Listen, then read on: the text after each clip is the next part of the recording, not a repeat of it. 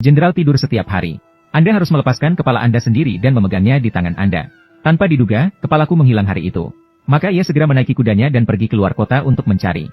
Tanpa diduga, bahkan bagian atas tubuhnya pun menghilang setelah dia kembali. Sayangnya sang jenderal meninggal. Untuk sementara waktu, tidak ada pemimpin di kamp militer mengetahui bahwa ayah saya meninggal. Seorang anak laki-laki berusia 8 tahun pergi ke Beijing sendirian. Saya hanya meminta kaisar mengizinkan saya pergi ke tentara untuk menyelidiki kebenaran. Saya tidak menyangka anak laki-laki itu berbakat.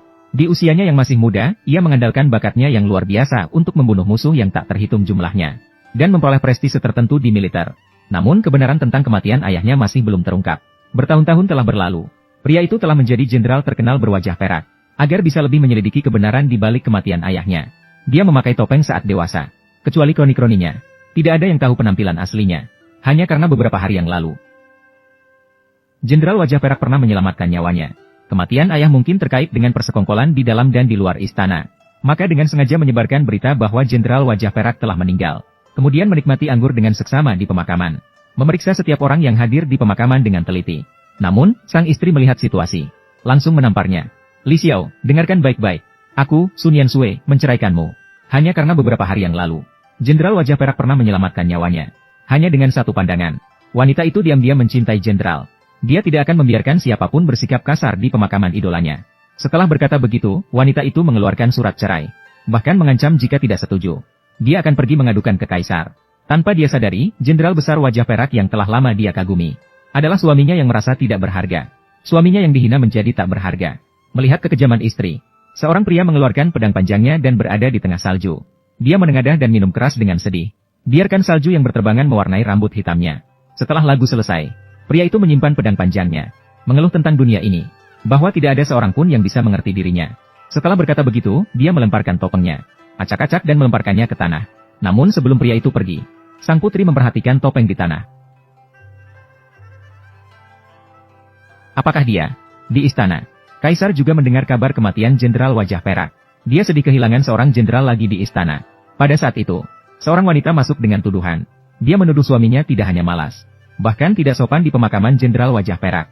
Ketika kata-kata ini terucap, kaisar marah dan langsung memerintahkan hukuman cambuk untuk pria itu.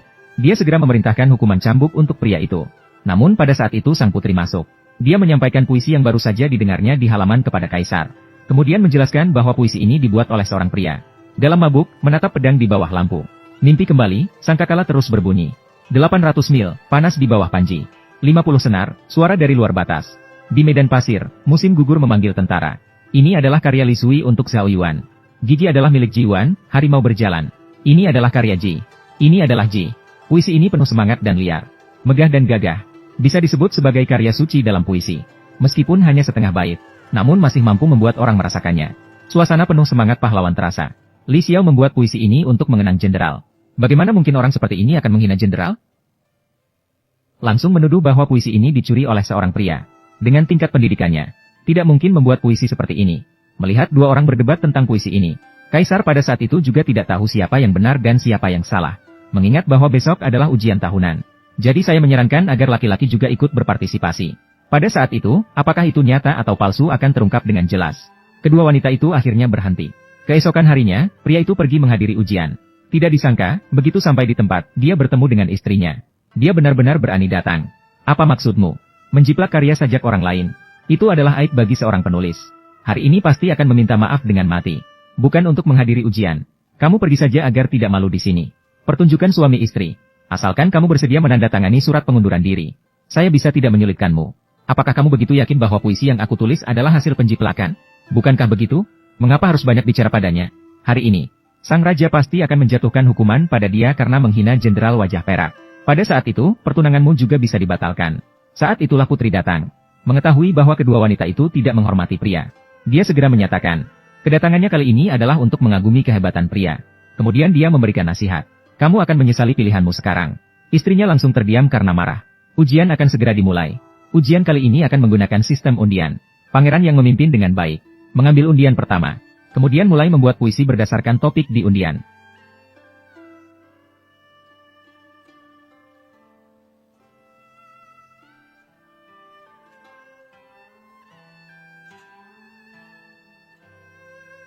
Ujian ini telah diadakan selama bertahun-tahun. Soal ujian kelas atas hanya bisa dijawab oleh Jenderal Yin yang memiliki keahlian dalam seni dan bela diri. Dulu bisa menjawab dengan begitu sempurna. Tak terduga, hari ini pangeran yang menulis puisi dengan begitu indah. Tidak kalah dengan jenderal dulu. Kalian semua terlalu memuji. Li Gui, bagaimana menurut Anda tentang puisi ini? Tidak masuk akal. Kau berani menghina aku. Menghina. Kau bahkan tidak pantas. Kau, puisi pangeran yang ini. Bahkan aku sangat mengaguminya. Kau tidak punya bakat. Tidak berpendidikan. Berani menghina puisi yang begitu bagus. Sungguh mengecewakan. Benar-benar membuatku kecewa. Li Gui memiliki standar yang sangat tinggi. Bisakah Anda menunjukkan contoh kepada saya? Baiklah, biar aku ajari kamu. Di sudut dinding terdapat beberapa dahan plum. Berbunga sendirian di musim dingin. Jauh tahu bukanlah salju.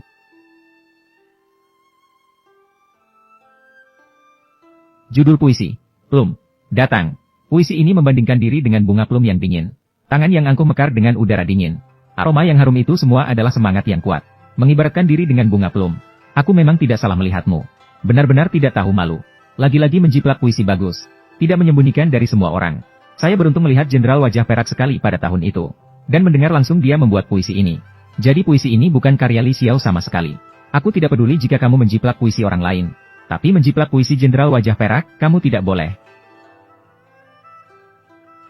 Tergantung bagaimana kalian mengatakannya.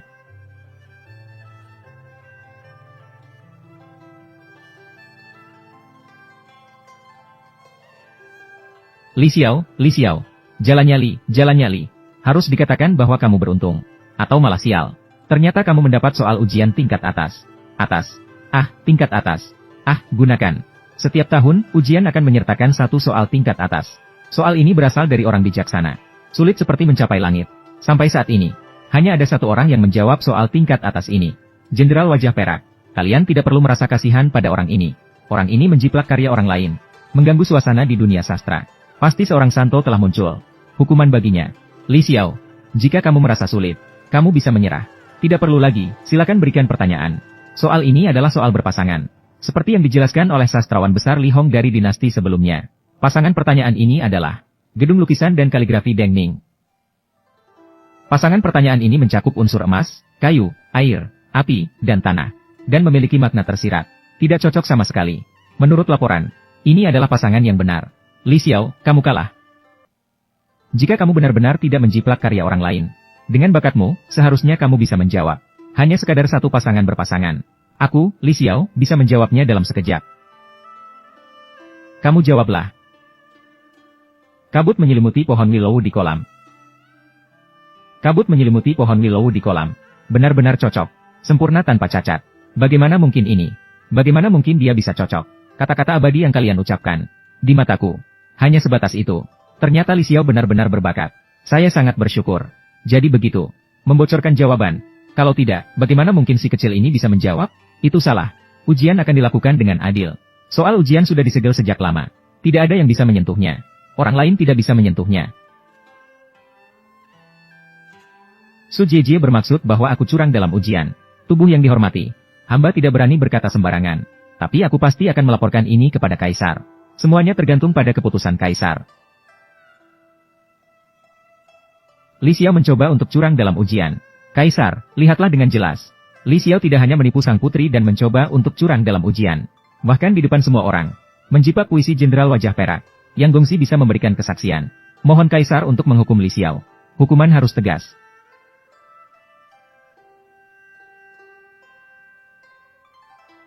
Li Xiao, apakah kamu mengakui kesalahanmu? Apa kesalahanku? Upacara di kuil agung. Seluruh rakyat berduka. Semua orang sedang mengenang kehebatan jenderal. Namun kamu malah mabuk tak karuan. Bersikap tidak sopan. Bakat sang jenderal. Ahli dalam bidang militer dan sastra. Namun kamu malah menjiplak puisi Jenderal Wajah Perak. Kakak Su, kamu tidak tahu apa-apa. Pangeran Li, dia bukan seperti yang kamu katakan. Sebenarnya dia adalah. Tak perlu bicara lagi. Su Niansui. Yang kamu inginkan hanyalah saya menandatangani surat pengunduran diri. Mulai dari sekarang, kita berdua sudah selesai. Sungguh pertunjukan yang menarik. Usus, Huyan Jiao, Jenderal Wajah Perak. Sepertinya dinasti Dagan telah kehilangan seorang Jenderal Wajah Perak. Maka tidak ada lagi yang mampu. Penjahat yang berani. Ya. Tidak tahan satu pukulan. Pria dinasti Dagan hanya pandai dalam kesusastraan. Sepertinya setelah kematian Jenderal Wajah Perak, dinasti Dagan tidak memiliki lagi orang yang mampu. Dunia ini pasti milik kami, bangsa Xiongnu. Raja Pedang. Dia bukan utusan. Dia adalah Huyan Teng, Raja Pedang 6 Jari. Huyan Teng, pemimpin ribuan rumah tangga Xiongnu. Kalian menyamar sebagai utusan. Apa yang ingin kamu lakukan? Tentu saja untuk membunuhmu. Terlambat. Jenderal Wajah Perak sudah mati. Siapa yang bisa menghentikan saya? Ah. Mahasiswa yang lemah. Berani menghalangi saya. Sayangnya saya tidak akan membunuh yang imut di bawah pedang saya. Saya akan memberimu 3 napas waktu. Berlutut dan membungkuk. Raja ini akan membiarkanmu hidup. Xiongnu mengirimkan sampah seperti kamu. Teh.